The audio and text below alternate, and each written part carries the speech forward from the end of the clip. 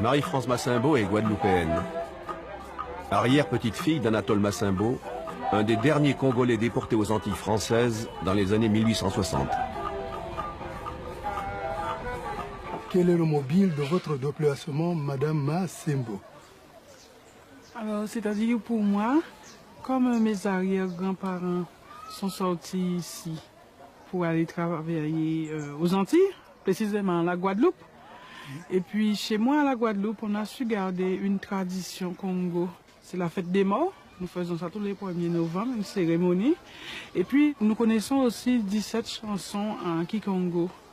Bon, dans la famille de mon père, il y a eu des esclaves. Hein? Mais qui sont partis, les uns sont partis dans une direction inconnue.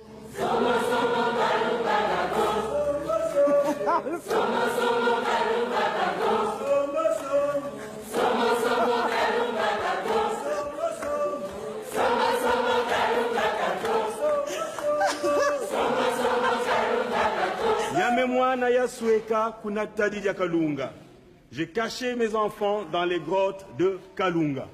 Et c'est là, pendant des générations, la famille Massimbo était une famille à craindre.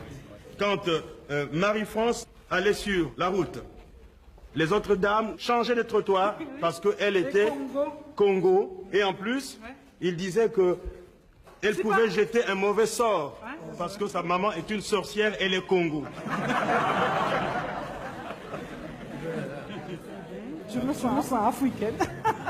Je suis née à la Guadeloupe, mais je me sens congolaise. Congolaise.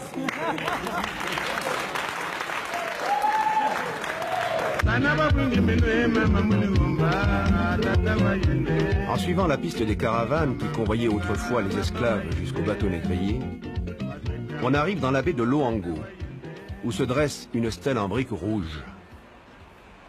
Monument dérisoire, érigé à la mémoire des millions d'Africains arrachés à leurs terres.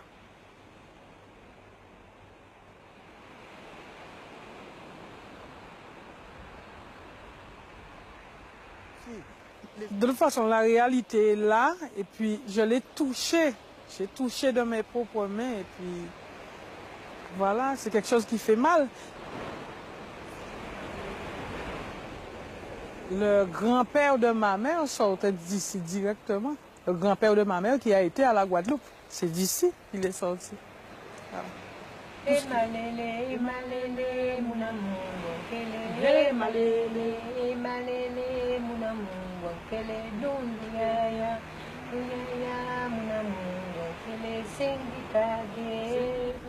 Le roi n'est qu'un symbole, un simple symbole que Balia de Boss dans le monde. C'est la République qui dirige.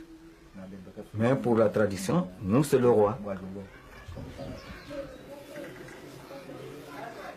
C'est tellement intense, je ne trouve pas les mots. Ne pleure pas, prends ton courage.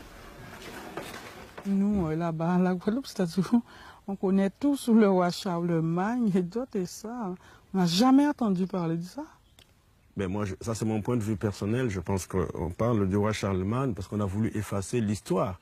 Il ne fallait pas que ces esclaves, eux qui les appelaient des esclaves, une fois qu'ils avaient embarqué et arrivé là-bas, se souviennent de ces terres d'origine. Donc il a fallu absolument et totalement effacer les racines de ces gens-là.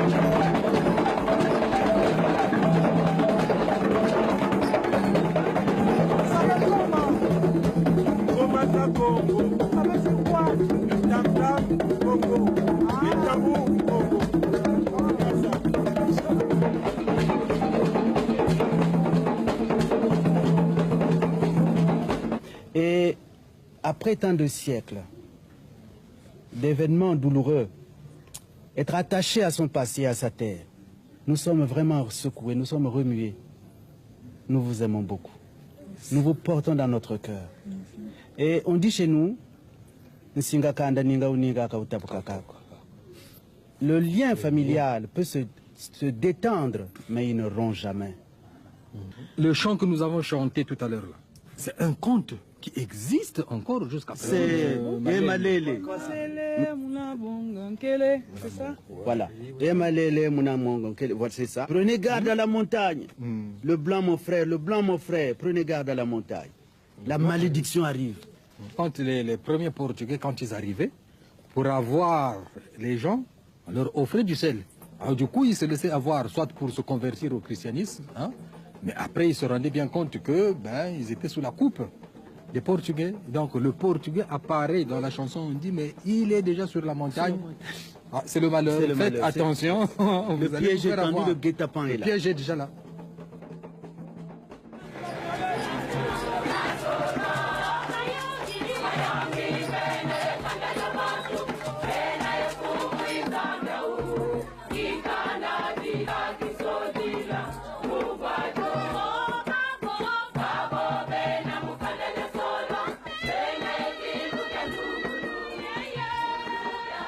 Au terme de son voyage, Marie-France Massimbo sait que le combat de sa famille pour préserver l'identité et la culture Congo n'a pas été vain.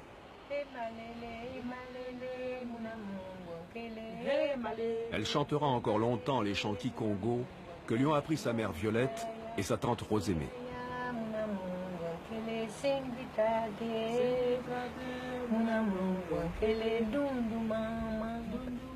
Toujours. Toujours, mesdames, tout le temps, ouais.